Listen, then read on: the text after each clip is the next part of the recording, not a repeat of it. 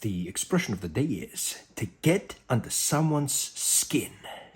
To get under someone's skin is an expression that means to irritate or annoy someone deeply, often to the point that their patience and composure is tested. Let's see an example. You know, my neighbor's constant loud music really gets under my skin.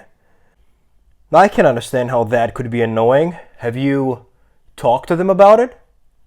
No, I haven't, but I think it's high time to have a friendly conversation and tell them to keep it down for a while.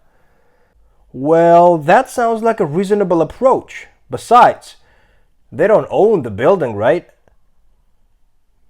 So, the expression of the day is to get under someone's skin. Write your own examples in the comment section. Like this video and share. Follow for more. Until next time.